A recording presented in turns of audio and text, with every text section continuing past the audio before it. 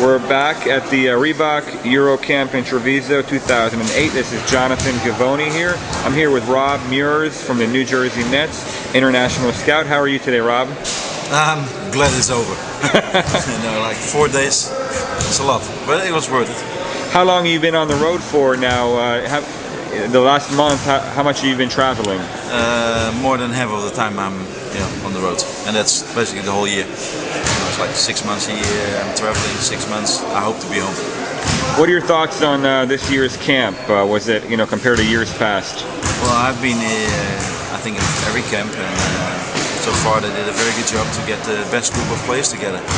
Not all of them played over here, but had some workouts. So I think this year was really a camp where, it was worth for NBA scouts and NBA personnel to be here and to see almost all of the better talents in Europe. What do you look for individually in a camp like this? This is not the first time, obviously, you've seen these players play. What are some things that you key in on to make your evaluation better? Well, I'm from Europe, so I see those guys a lot. I want to see if there's progression on the players. Sometimes you cannot see all the players because they play for a team, but they never get on the court, so you get a chance to see here. So that's one of the things. And I don't know if other scouts look at it that way, but I'm also looking for the guys who I think cannot play. It's probably maybe even more important than the players who can play. Right. Because everybody knows who the top talents are, and everybody knows in the draft who will be somewhere in the first round and in the second round, but you want to make sure that you don't make a mistake. So the Nets invest a few $1,000s in bringing you over here, but they could save a lot by saving, trips that you don't have to make next year because of this? Well, I think that no, they don't look at saving the money on the trips. They look at saving the money on spending money on contracts on players, and they don't work out as a player who can serve your team. That's more important than anything else. That's why scouts are on the road. Right. It's not. I don't think anymore with the way the internet works, draft sites like yours, that there's not so many secrets anymore. It's not that you can find a hidden gem like 10 years ago when suddenly someone found Ginobili out of the blue. Right. And nobody drafted him, and San Antonio Spurs have an NBA All-Star. But I don't think that's going to happen anymore. Right. You're from the Netherlands. There's not a lot of scouts from the Netherlands. Can you tell me about your background as a scout, how you got into this business? Actually, Donnie Nelson got me into the business about 20 years ago, just by coincidence. I was the first one ever to start scouting NBA, potential players, because before that was never done. It's just very coincidental. I was working for the federation, I was a coach, and then I worked for the Army as physical trainer officer. So I had, a lot of things going, and was really into basketball and as coach and, what I said for the federation. It was just for fun in the beginning, and then slowly you start to work it out. And I'm not only scouting for the Nets, but I have my own company now. More or less what you guys doing, but in a different way. How has international scouting changed over the last few years since you started? Well, now basically every NBA team is all over the world, and they're all there.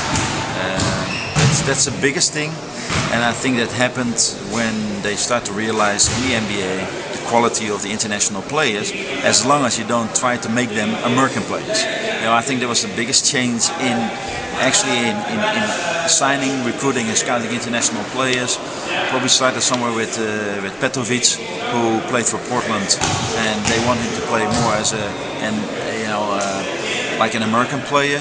And then he went to New Jersey, and they said, well, this guy has some really talented. Maybe it's not what we're looking for, but let him do his shit. And that worked out really well, and he became, one of the leading scorers in the league by playing European basketball. And I think there was a break for international basketball. Other GMs, other scouts, other director play personnel, and coaches start to realize, wait a minute, we cannot always ask from those players to be athletic and change their game while they have something extra, like great outside shooting or passing or something different, what really helped. It's hard to find a player like Nowitzki somewhere in the United States. You don't have that type of players. It's very rare. Also in Europe. But if you have one, don't try him to make something different. Let him do what he does. He has a game who I cannot compare with anybody in the league. Right. And I think that's the biggest change in international scouting, international basketball. The recognition of the style of basketball, of international players and international basketball.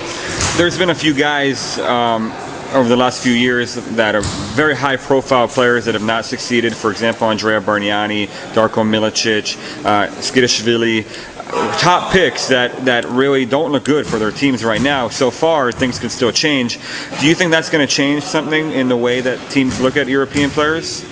Well, I don't want to comment if they are bad picks or not. I mean, that's up to others to do that, and the teams, and everybody can think different about it. You know, what is a successful player? Some of them still have success, maybe one more than the other. And of course, but it's not only international in scouting. It's an opinion. It's not subjective. It's subjective. It's not objective, and it's an opinion of someone. And for all kind of circumstances, also with American players, there's more American bad draft picks, number one recently and over the history, and you can name guys and like you're astonished, like, oh shit, he was that bad. Yeah, he was the number one pick, and where is he now? Nowhere. So I don't think it has anything to do with international or with, and I don't even think it has to do with the potential of the players. It has to do with circumstances. You know, you think you take a player, you get injured, or you take a player who doesn't fit into, you know, the mold of the team, or the coach doesn't like him at a certain point, or the guy, his wife gets pregnant and he starts to change his mentality. And I mean, there's so many things. You know, it's not a science. Right, exactly. Moving forward here over the next few years, how do you think teams can do a better job of scouting international and NCAA players? How can they improve? I don't know if there's a lot of improvement. You know, you want to see as many players, you want to compare with each other. I think there's more tools available, the whole video editing. Some companies now who have video editing for sale.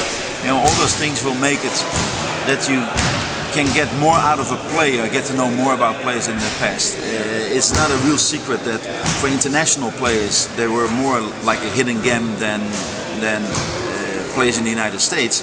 Like if you play in the ACC, you're on television like every week. And if you're very good, everybody knows you're very good. But as soon as they find things in your game, they would say, wow, you know, this is not like what we're looking for. You cannot hide it. International is still possible to hide certain things. You know, it's not like everybody's on television. You cannot get every tape of every game. You cannot see them all the time. The newspapers, the media is not like constant talking about them. So I think it's a big difference. What are your plans here until the draft? Any more international basketball to watch until you guys get together? Well, there's a very good tournament in Spain next week, the under-20 finals. I might be there, and then, you know, after that we have to straight go to the United States and sit down for the draft, preparing, and hopefully we get a couple of very good picks with New Jersey. You know, I'm very confident that we will be there. Are you guys going to be looking for a specific type of player, a position, or some guy that fits Lawrence Frank's mentality about, you know, or are you guys going to be looking for the best overall player on the board at that time? We haven't talked about it yet. That's why we come together. I think it's very important what the coach thinks about it, because he has to work with the guys. Lawrence is really involved with the whole process, what is really good for a team and for a coach also. So he knows what kind of guys he gets into, and he has his input in there. So we have to listen to him, but he is part of the whole staff making a decision on what we're going to do. You know, we're fortunate, I think, with having a 10th pick and the 21st pick and a 40th pick. So altogether, you know, I think we can get a really good draft this year, and especially because the draft in general is pretty deep. Right. You know, there's a lot of good players available on 10 and 21. Actually, there may be too many good players, so that makes the job a lot tougher. Right. Rob, I want to thank you so much for your time. They're shutting the lights down on us. It's time to go home. Exactly. So we'll catch up soon. Thanks so much. You're welcome.